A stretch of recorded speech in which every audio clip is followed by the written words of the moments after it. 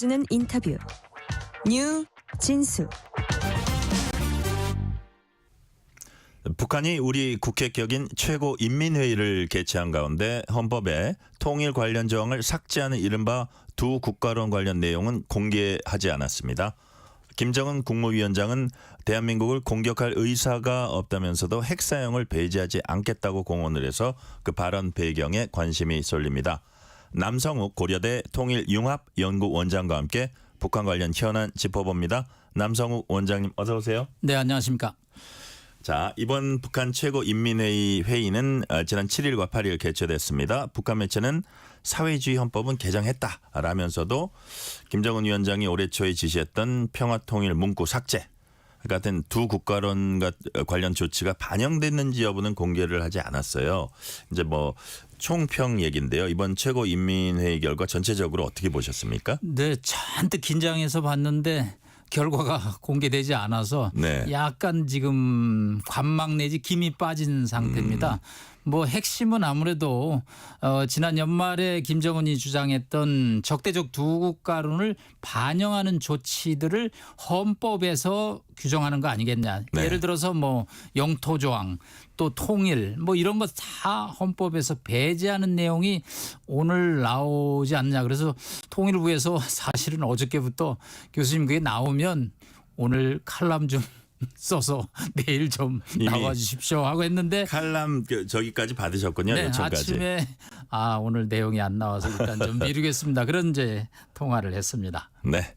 자, 김정은 위원장은 지난해 말 말씀드린 대로 적대적인 두 국가 관계를 선언을 했습니다. 그래서 이번 최고인민회의는 이를 뒷받침할 후속 개헌이 이루어질 거란 예상이 나왔었는데 공개하지는 않아서 구체적 개헌 내용은 이제 확인되지 않았고 그럼에도 어쨌든 적대적 두 국가는 방향성은 이미 설정돼 있다고 보는 거죠. 네, 이미 지난 연말에 김정은이 적대적 두 국가론, 남북한은 적대 관계다. 네. 그렇기 때문에 무슨 통일 이런 거 다 이제 삭제하라. 그래서 뭐 삼천리, 금수강산, 심지어 북한의 애국가까지 지금 개사를 하고 있고요. 각종 조형물 그 평양에 제가 협상하러 갔을 때 남포 가는데 3대 조국 통일 헌장탑이라는 게 있습니다. 이 돌탑으로 꽤나 높은데요.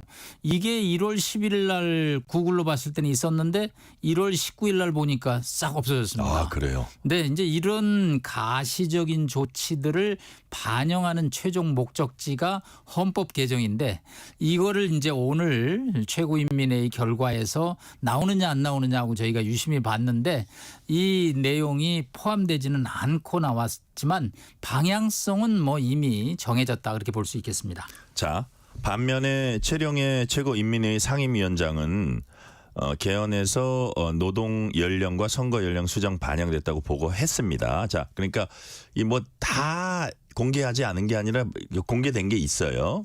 이 정도 내용이 개헌에 포함됐다고 이렇게 공개를 했다면 대남 정책 근간에 해당하는 통일 삭제 부분을 과연 헌법에 반영하는 조치를 하고도 과연 언급하지 않았을까 하는 의문이 듭니다. 그럼 교수님 보시기에 다음으로 또 넘어갔다 이렇게 보는 게 더 가능성이 높을까요? 네, 약간의 준비 부족이 있었던 것으로 좀 보입니다. 네. 사실 우리나라는 국회에서 뭐 헌법을 개정하는 것은 한계가 있죠. 국민투표까지 거쳐야 되죠. 그래서 하여튼 헌법이 우리나라 법의 최고이지만 북한은 헌법 위에 또 뭐가 하나 있습니다. 그게 10대 강령이라는 노동당 일종의 뭐 북한의 10계명 같은 거 있는데요. 그거와의 모순 불일치가 아마 걸림돌이 아니었겠나. 즉 헌법을 개정하기 전에 그 10대 강령의 조국 통일이라는 단어가 굉장히 많이 나옵니다. 이게 거의 뭐 65개 항목으로 돼 있는데요.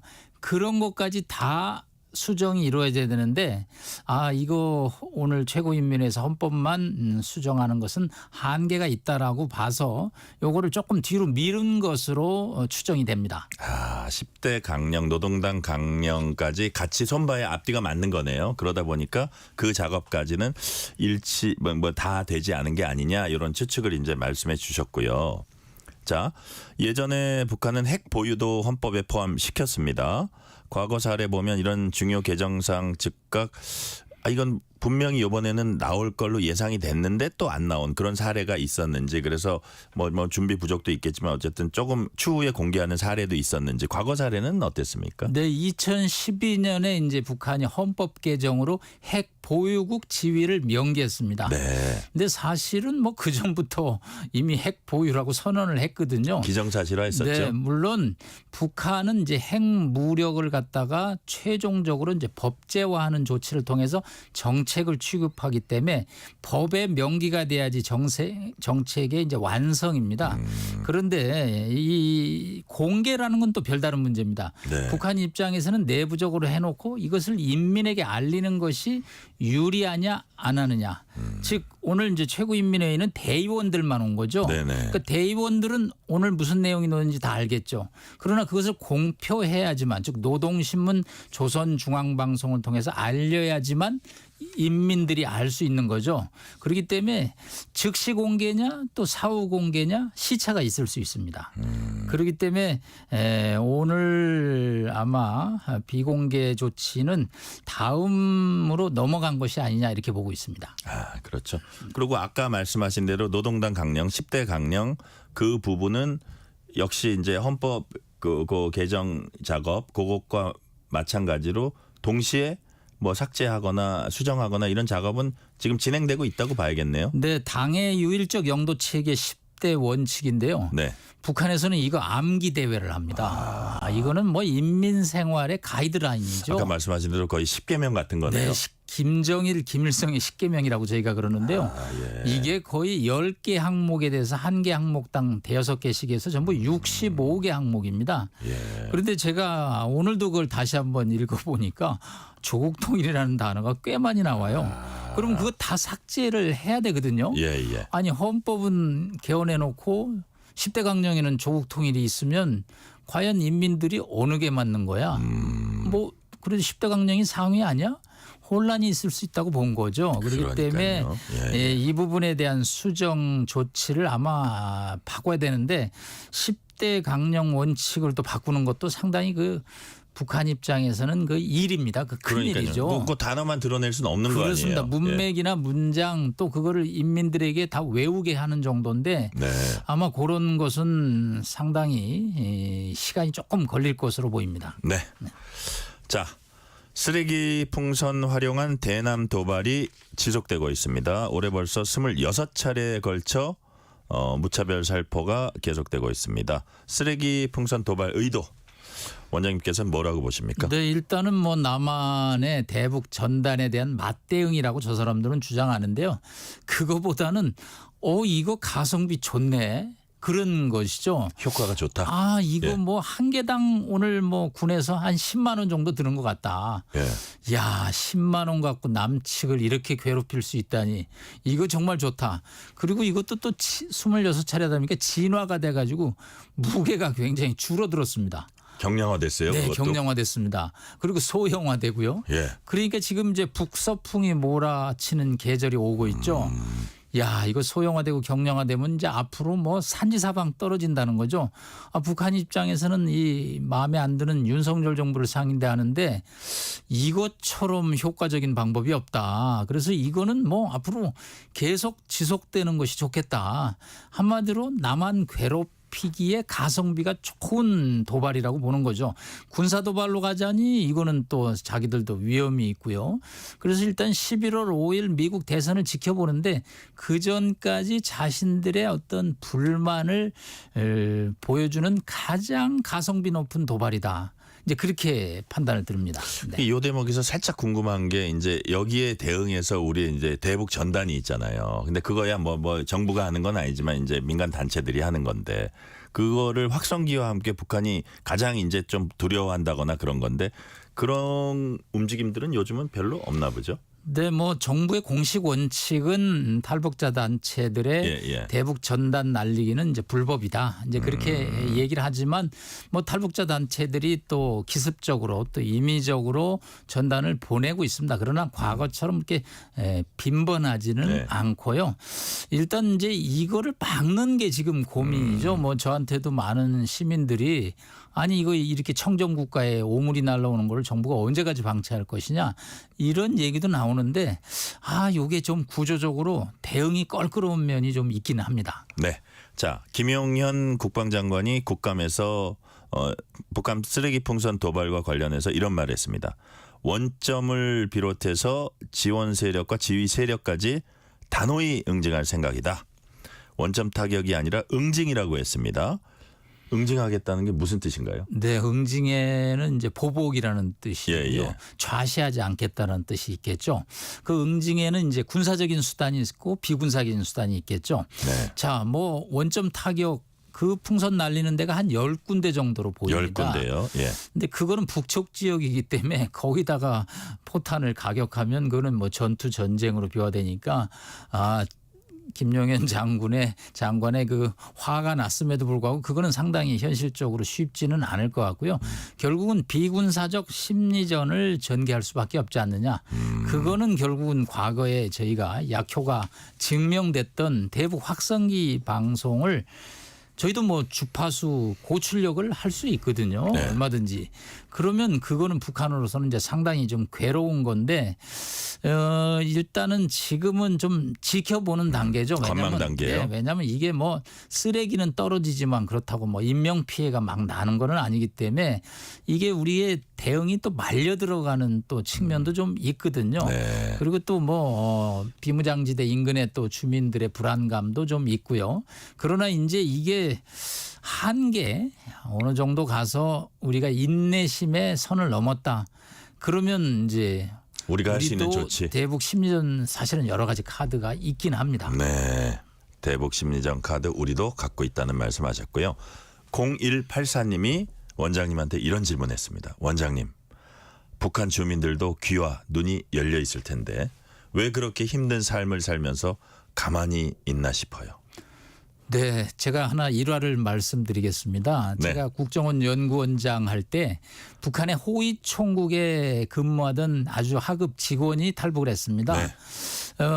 저희가 이제 합동신문조에서 그런 질문을 했습니다.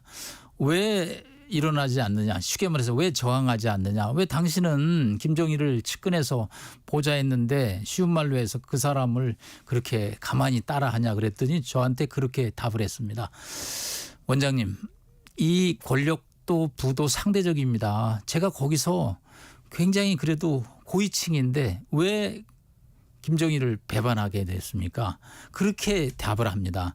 즉 그 사람들은 외부 세계와의 정보가 통제돼 있고요. 또 이동이 차단돼 있습니다. 마이그레이션. 군에서 군으로 넘어가려면 허가가 있어야 됩니다. 네. 그렇기 때문에 우리처럼 뭐 원하면 뭐 세종로에 모이기도 하고 카톡방에서 불만을 토로하는 거는 아직은 북한 주민들이 네. 갈 길이 멀고요. 앞으로 이제 그런 문제들을 위해서 좀 더 북한의 주민들을 상대로 하는 정책은 좀 더 확장을 해야 되지 않을까 생각해 봅니다. 그런 면에서 이제 정보의 확산 이런 게 중요해 보이고요. 자, 원장님, 남북 간의 군사적 긴장이 고조되면 이제 우려되는 게 국지적 충돌 가능성입니다. 기억나는 장면 가운데 하나가 연평도 포격 도발 같은 건데요. 원장님 보시기에 연평 포격 도발과 비교해서 어디가 더 언제가 더 위험한 상황입니까? 네, 지금 이제 11월 5일이 미국 대선인데 아마 네. 미국 대선 결과를 우리 못지않게 유심히 주목하는 데가 평양의 김정은 체제가 아닐까 봅니다. 네네. 이제 저들 입장에서는 도발 시점을 언제로 잡느냐. 분명히 또 윤석열 정부에 대한 불만을 군사 도발로 하는 동시에 한편으로는 이제 미국과 협상, 특히 이제 트럼프가 되기를 바라겠죠. 네. 왜냐하면 두 차례 정상회담 추억을 되살려서 한 번 더 하고 싶은 마음이 굴뚝 가겠죠. 만약 해리스가 된다면 뭐 바이든 2.0이 되기 때문에 그들로서는 정말로 도발을 통해서 자신들의 목표를 달성하려고 그러겠죠. 하여튼 우리 안보의 제일 취약 지역은 서해 5도입니다. 이번에 이제 북한이 이제 최고인민위원회에서 영토 조항을 손을 본다면 이 서해 지금 NLL이 그들의 아주 불만 사항이거든요. 네. 그래서 이 서해 5도를 뭐 자기네 영토다. 뭐 그런 이제 조항 변경도 저희가 예상을 해보고 있는데요. 하여튼 서해 안보는 정말 긴장을 해서 저희가 수호를 해야 될 것으로 보입니다. 네. 그런데 김정은 위원장은 최근 공개 행보에서 상반된 두 가지 메시지를 동시에 내놨습니다. 1번 대한민국을 공격할 의사가 없다. 2번 만약 무력 사용을 기도한다면 핵무기 포함한 모든 공격력 사용한다. 어떤 메시지를 전하고자 한 겁니까? 네, 묘한 두 가지 메시지를 보내고 있죠. 네. 그런데 두 번째 만약 무력 사용을 기도한다면 조건 문장이죠. 네. 그러면 기도를 누가 판단하느냐?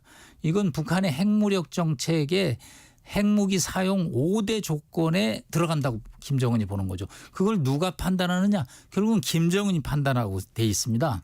그러니까 남한이 무력 공격을 기도하지도 않는데 이거는 기도한다고 김정은이 판단하면 핵 무기를 사용할 수 있다는 것이죠. 그건 언제든지 사용할 수 있다는 거네요. 그렇다는 얘기죠. 네. 공격할 의도가 없다라는 거는 그냥 앞에 서술 문장이고 핵심은 두 번째 부분에 있는 거죠.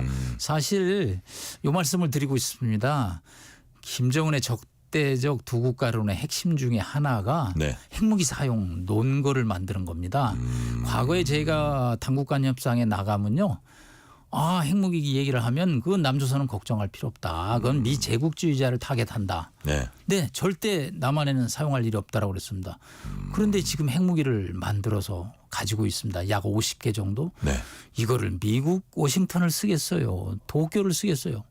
결국은 서울에 대한 위협령이죠. 그러면 이게 민족 공조 분위기에서는 쓸 수가 없는 거죠. 적대적 두 국가 돼야지만 핵무기 사용에 논리가 되는 거죠. 이게 밑에 깔려 있는 것이 굉장히 중요한데 이게 이제 북한이 통일 포기에 자꾸 우리가 이 점을 간과하는 것은 조금 신중해야 된다고 봅니다. 적대적 두 국가론 이게 결국은 핵무기 사용의 논거와 전제가 된다. 그런 말씀을 해주셨고요. 최근 말씀하신 대로 북한의 핵보유국 인정 문제 놓고 국제적 이견이 있습니다. IAEA 사무총장이 핵보유국으로 아예 인정을 하자. 트럼프 후보의 외교 참모는 위험한 일이다. 반박했습니다. 자, 어떻게 정리하는 게 좋습니까, 원장님? 네, IAEA 국제원자력기구 사무총장 그로시라는 사람이 있는데 네. 이 양반 인터뷰가 조금 저리를 걱정스럽게 합니다. 네. 한마디로 이제 두 가지죠. 북한 핵보유국을 인정하자. 그 대신 대화를 하자. 근데 이 양반 논리는 그럼 대화가 안 돼서 지금 북한이 핵보유국이 됐다라는 그런 역설적인 논리가 성립되는데 그동안 육자회담, 한미일 3국 회담, 수많은 제네바 합의까지 회담을 했거든요. 그런 모든 국제적인 대화가 북한의 핵보유 야망을 중지시키지 못하는 사실을 이 IAEA 국제원자력 사무총장이 자신들의 기구의 역할 무용론이 나와서 그런지 이상한 조금 얘기를 하는데 이거는 이제 이 그로시 사무총장의 논리대로 하면 북한은 핵 군축을 지금 얘기를 하거든요. 예. 한 50개 갖고 있는데. 그건 보유국 인정해달라는 거죠. 예, 인정하되 절반 정도로 줄이고 국제사회의 대북 제재를 해제해달라. 자, 그러면 북한의 비핵화는 어디로 갈 것이냐.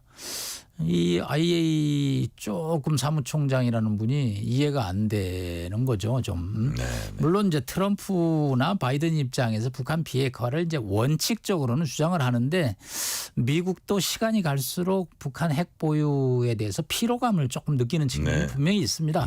그래서 트럼프 참모들 중에는 북한 핵보유 뭐가 잘못됐어라고 지난 여름에 무슨 보고서를 또 내기도 하거든요. 그래서 이게 점점 북한의 핵보유가 기정사실화되는 데 대해서 우리가 걱정하지 않을 수 없고요. 특히 지난 추석 전날 12,000개에 달하는 원심분리기 시설 강선 평양의사당 서쪽에 있습니다. 네. 그 강선 시설을 전격 공개를 했습니다. 사실은 2010년에 해커 박사를 북한이 초청했습니다. 네네. 하도 국제사회가 핵보유를 안 믿으니까 물건을 보여주자고. 근데 그때는 사진은 공개가 안 됐습니다. 예. 이번에는 사진을 5장 공개해서 이래도 안 믿을 거야? 야, 이거는 사진을 이제 봤으면 우리가 북한의 핵보유를 공인할 수밖에 없고요. 그러면 우리의 대응책이 나와야 된다라는 거죠. 네.